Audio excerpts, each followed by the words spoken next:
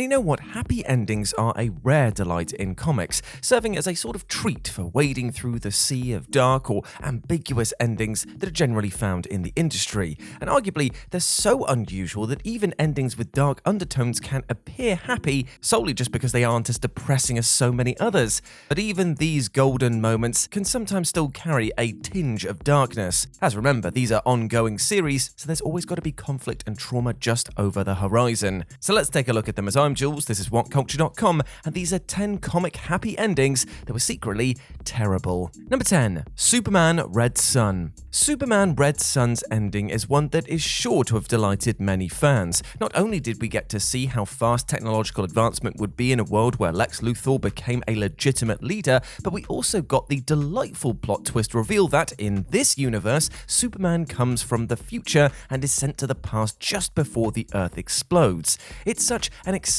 ending that it totally distracts from how utterly sad it is, as the implication is that Earth is permanently destroyed and that Superman cannot fix it as he's merely part of a time loop that he is unaware even exists. This means that the ending of Red Sun is less exciting and happy for seeing how Superman came to Earth and rather a tragic superhero sequel to bloody Groundhog Day, which still admittedly sounds pretty cool. Number 9. Kick-Ass 3. Kick-Ass 3 had somehow the most perfect ending and the most inadvertently heartbreaking one at the same time. This is all because it closes with Mindy McCreed escaping both family and police pursuit in order to travel the globe and kill crooks and criminals across the world, presumably for the rest of her life. While this is all suitably delightful, it totally ignores the biggest tragedy of the entire series, which is the way in which Mindy is totally unable to live a normal life. Now true, it is utterly badass to see her beat endless bad guys down, but this doesn't take away from the fact that she is still a child with literally zero people taking care of her, and she's facing down all of the world's grossest baddies alone.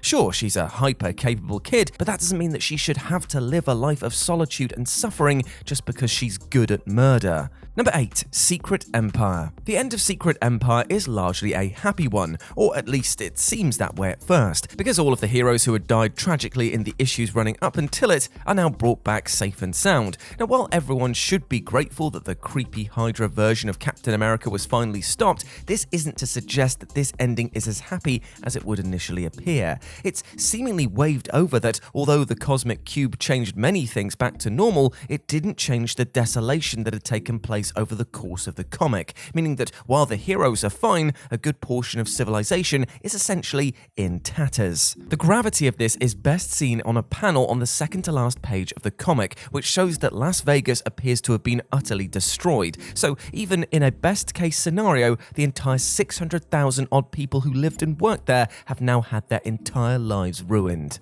Number 7. The Boys. Reading through The Boys' ending and seeing Huey get his well-deserved happy moment is equal parts delightful and tragic, as it's clear that, although the ending is happy for him, it's still taking place in what is set to be a jolly old dystopia, because as the series rightly suggests, killing off the Seven and the various superhero groups around them isn't the same as fixing the entire broken system that created the Seven in the first place. While we end on the note of Voight failing to create another superhero brand, this isn't to say that they never will, as it's quite clear that the company's intentions are to continually throw ideas at the wall until one of them sticks. It's a huge relief that our protagonist gets a happy ending, but knowing the problems that the boys fought so hard to try and fix are going to come back exactly as strong, and without our team of vigilantes to stop them, is a sobering thought for an otherwise pretty cheerful ending. Number 6. Batman: The Dark Knight Returns. The ending of Batman: The Dark Knight Returns is pretty much the perfect way to end the comic, containing the ultimate surprise that Batman is significantly less dead than it appeared and is training the next generation to take over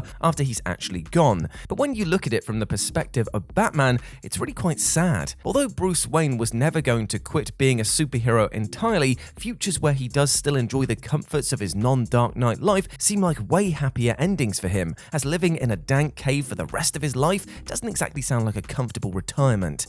It's clear that Bruce actively wants this hermit lifestyle though, but it's been shown time and time again that the Caped Crusader can be a bit of a masochist when it comes to his own well-being. And after so many years of giving his heart and soul for Gotham, it seems only fair that he gets at least some creature comforts in his final years, which he could have still had while commanding his sidekick army. Number 5. Avengers and X-Men Axis. Avengers and X-Men Axis is a particularly dramatic story, featuring an event that results in the Marvel cast having their morality completely flipped, so villains turn to heroes and vice versa. All of this drama in mind, you'd think that the comic's ending, where this change is swapped back, would account for a pretty happy ending, right? Well, you'd almost be right, but you see there's one key problem, in that not every character was actually reverted back. Iron Man, Havoc, Sabretooth all avoided the reinversion spell, which would result in an evil Avenger, Havoc joining the X-Men as a hidden time bomb, and Sabretooth optionally placing himself in jail despite now having genuinely heroic intentions. Even those who were reinverted weren't all cheery stories, as Red Skulls would see the Nazi take control of his own body again instead of Professor X, who was once more forced to be a passenger in the mind of a madman. Everyone else was fine though, so kind of hooray, but also not. Number 4. Batman, Master of the Future. As the lone sequel of Gotham by Gaslight, it's hard to say that Batman Master of the Future is anything but a lovable and cheerful romp through Victorian England, complete with badass fencing scenes and a giant steam-powered robot. However, despite its charming ending, where love interest Julie Madison tells Bruce that she knows his secret identity and loves him all the more for it, it's not entirely the superhero equivalent of Pride and Prejudice. Because, importantly, this version of Batman is pretty much fated to die horribly. The time of shark repellent and elaborate but useful gadgets are far, far, far in the future, and although the steampunk-esque gizmos that he uses are inventive, they won't allow him the same upper hand against villains who are clearly using the cutting edge of technology. Perhaps more importantly, when you remember that some pretty awful diseases were still around in Victorian England, and indeed the slums that Batman patrols, there's a pretty good chance that the Dark Knight will die tragically of scarlet fever or whooping cough not long after this supposedly happy ending.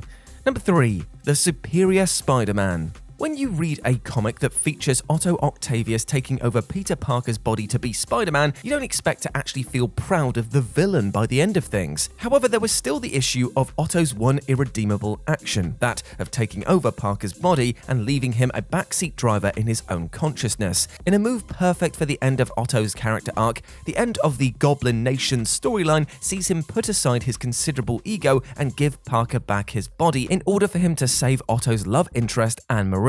While you'd presume this isn't a happy ending because Otto dies, this actually isn't the case, as it's clear that he went willingly and happily to allow Peter his body back, and because, let's be honest, nobody except Uncle Ben dies for good in the Spider-Man series. What is sad, however, is the fact that this suggests, had the bowl-cut bad boy had the right motivation or support, he could have been someone genuinely good, and now that opportunity is unlikely to ever happen again.